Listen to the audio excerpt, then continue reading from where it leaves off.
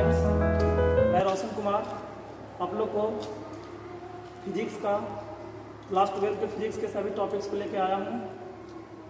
देखिए दोस्तों, मेरा मानना है कि क्लास 12 का फिजिक्स को 4 पार्ट्स में डिवाइड करके पढ़ने से बहुत मज़ा आएगा। दोस्तों, पहला टॉपिक्स है इलेक्ट्रिसिटी, विद्युत। दूसरा पार्ट्स है मैग्नेट यानी चुंबक। तीसरे टाइप्स है ऑप्टिक्स यानी प्रकाश की। और चौथे प्रकार है दोस्तों मॉडर्न फिजिक्स यानी आधुनिक भौतिकी। दोस्तों, इन चारों चैप्टर में हम लोग को इलेक्ट्रिसिटी बहुत इंपॉर्टेंट है। ये IIT JEE में अधिक से अधिक क्वेश्चंस क्लास 12 के इसी टॉपिक से आते हैं। आइए दोस्तों, इलेक्ट्रिसिटी के बारे में हम लोग आज की इस वीडियो में अध्ययन करेंगे। इलेक्ट्रिसिटी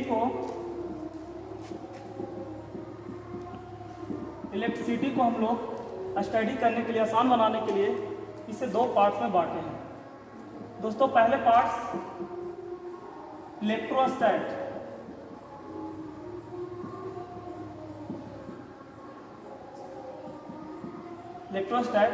और दूसरा पार्ट है करंट इलेक्ट्रिसिटी।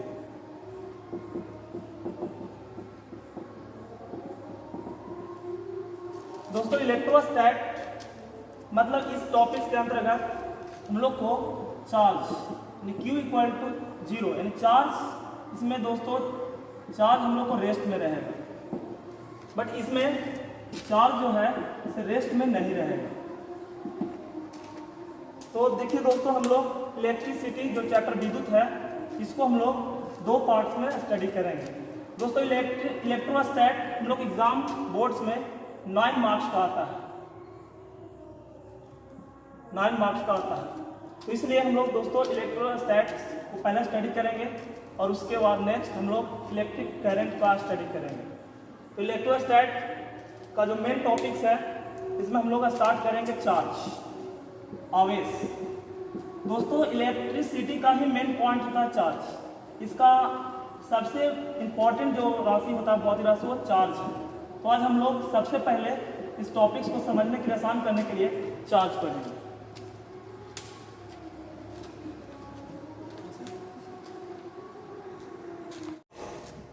जो आज हम लोग इलेक्ट्रोस्टैट पढ़ रहे हैं इसमें सबसे इम्पोर्टेंट पॉइंट है आवेश। देखिए, हम लोग सबसे पहले आवेश, ध्यान दीजिएगा, आवेश को इंडिकेट Q से करते हैं। यदि Q रेस्ट में हो तो सोचिए जो हम लोग को टॉपिक्स बनेगा वो बनेगा इलेक्ट्रोस्टैट। और यदि दोस्तों चार्ज कांस्टेंट वेलोसिटी यानी कांस्टेंट वेलोसिटी से मूव करें तो समझिएगा दोस्तों, हम लोग उस चैप्टर को पढ़ेंगे इलेक्ट्रिक करंट के रूप में, इलेक्ट्रिक करंट के रूप में स्टडी करेंगे। और यदि दोस्तों चार्ज यानी Q एक्सेलरेट कर जाए तो समझिएगा कि हम लोग उसको पढ़ेंगे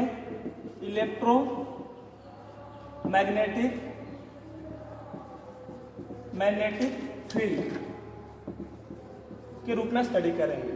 तो ध्यान देना है, हम लोग को मैग्नेटिक फील्ड, करंट, इलेक्ट्रिसिटी और इलेक्ट्रोस्टैट तीनों टॉपिक चार्ज से ही उत्पन्न होता है, लेकिन चार्ज के अलग अलग अवस्था। जैसे यदि चार्ज रेस्ट में हो जाए तो हम लोग उसको इलेक्ट्रोस्टैट के रूप में स्टडी करेंगे। और यदि चार्ज कांस्टेंट वेलोसिटी से उसका वेग ना बदले यानी एक समान वेग से ही गति करे तो उसे हम लोग इलेक्ट्रिक करंट के रूप में पढ़ेंगे, यानी उसमें धारा प्रवाह होगी। और यदि चार्ज एक्सेलरेट हो जाए यानी पागल हो जाए तो उसे हम लोग इलेक्ट्रोमैग्नेटिक फील्ड यानी विद्युत चुंबकीय क्षेत्र के रूप में स्टडी करेंगे, प्लस में यहाँ एनर्जी भी प्रोड्यूस करेगा। ध्यान दीजिएगा। तो हम लोग सबसे पहले हम लोग का जो टॉपिक है आज का इलेक्ट्रोस्टैट यानी चार्ज की रेस्ट होने की बात करना है। चार्ज जब रेस्ट में होगा तो हम लोग इस चैप्टर को इलेक्ट्रोस्टैट के रूप में स्टडी करेंगे। दोस्तों, ध्यान देना है, सबसे पहले चार्ज उत्पन्न कैसे होता है, चार्ज की उत्पत्ति कैसे होती है। तो हम लोग सब जानते हैं, 10th क्लास में लोग पीछे पढ़े हैं कि चार्ज हमेशा घर्षण से उत्पन्न होता है।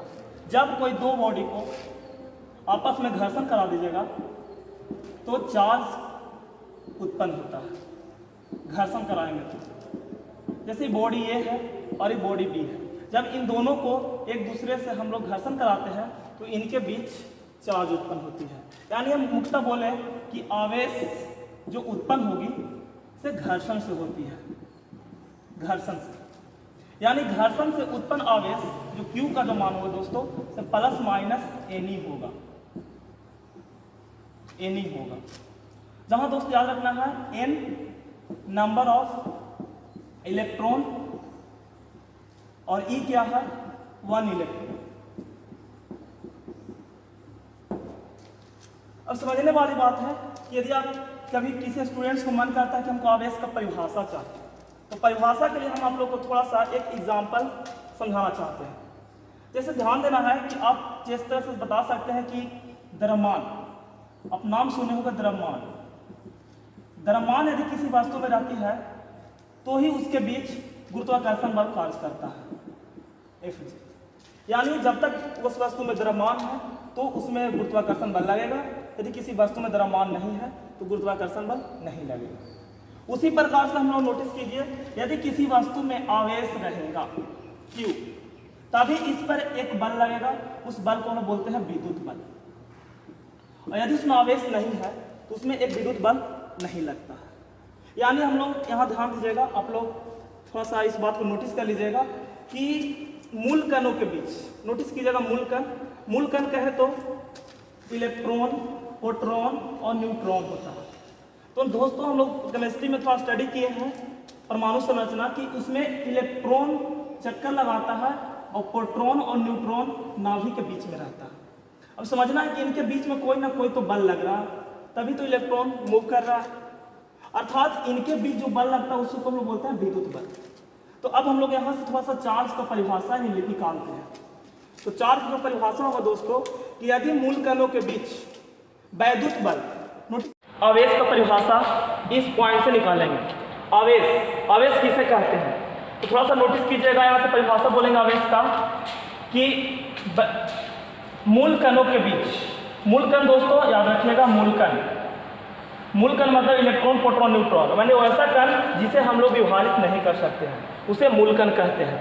तो दोस्तों ध्यान देना है कि मूल कणों के बीच वैद्युत बल जिस गुण के कारण लगता है उस गुण को हम लोग आवेश कहते हैं। यानी हम लोग बोलेंगे कि एक एग्जाम्पल आपको दिए थे कि गुरुत्वाकर्षण बल जिस गुण के कारण लगता है उसे हम लोग द्रव्यमान कहते थे। उसी प्रकार आप ध्यान देना दोस्तों कि विद्युत बल मूल कणों के बीच जिस गुण के कारण लगेगा उस गुण को दोस्तों हम लोग आवेश कहेंगे।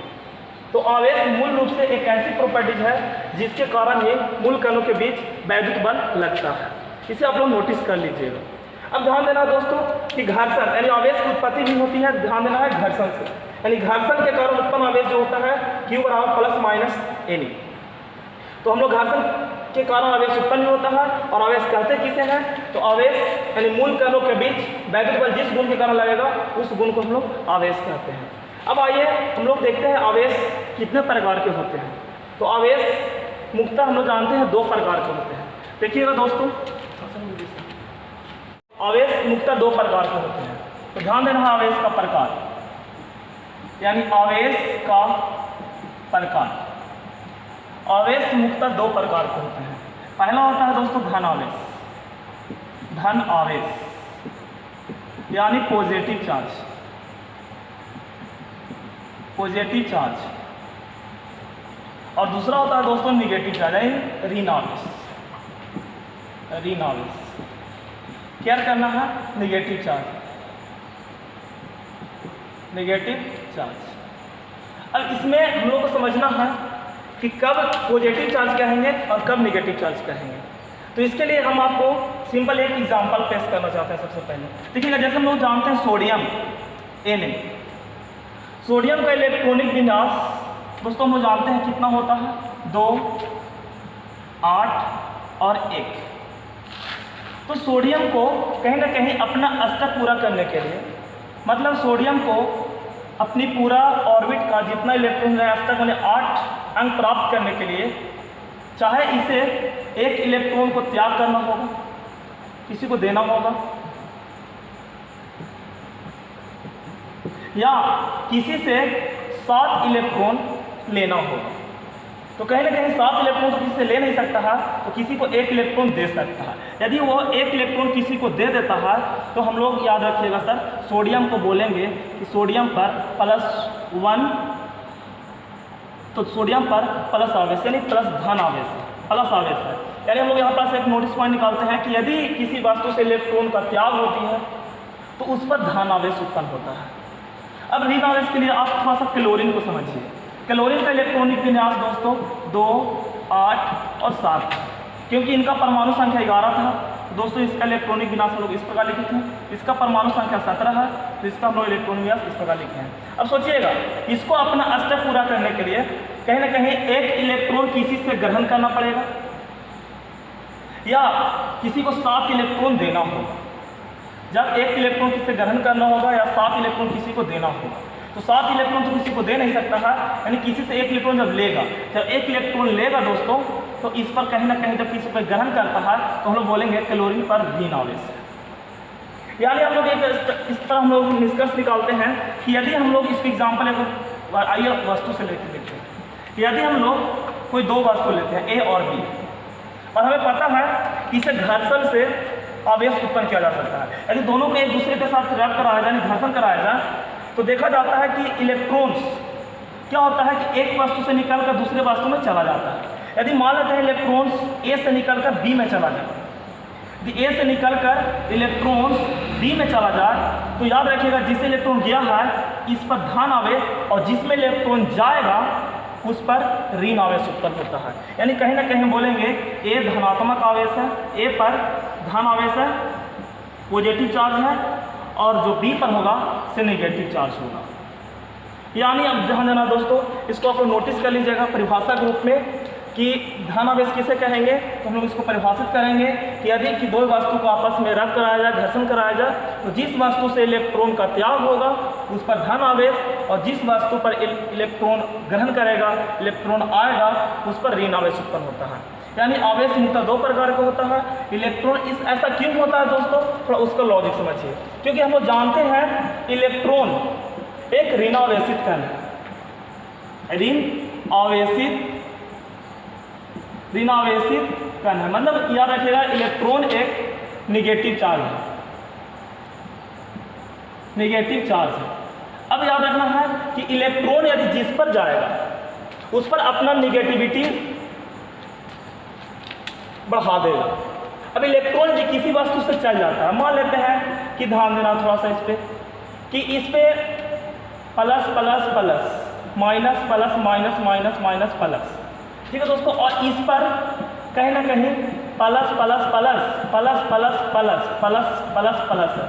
तो ध्यान देना दोस्तों, ये सिर्फ अभी नोटिस करना है कि इस पर सिर्फ धन है और इस पर धन ऋण दोनों है। दोनों को यदि रद्द करा देते हैं तो नोटिस कीजिएगा इसका इलेक्ट्रॉन्स निकल के उस पर चल जाए तो यदि धन आवेशित है ऋण आवेशित है, इस पर से इलेक्ट्रॉन उस पर निकल के चल जाए तो कहीं ना कहीं इस पर प्लस प्लस प्लस सब प्लस ही बचेगा, और इस पर क्या हो जाएगा दोस्तों कि इस पर माइनस में हो जाएगा। तो कहीं ना कहीं ध्यान देना है कि प्राकृतिक चेंज हो जाएगा। ये है मान लीजिए ऋणात्मक, तो ये हो जाएगा धनात्मक, और ये हो जाएगा धनात्मक, तो ये हो जाएगा क्या ऋणात्मक। तो कहीं ना कहीं दोस्तों नोटिस करना है कि इलेक्ट्रॉन जिसमें जाएगा उसको ऋणावेशित कर देगा, और इलेक्ट्रॉन जिससे जाएगा उसको धनावेशित कर देगा।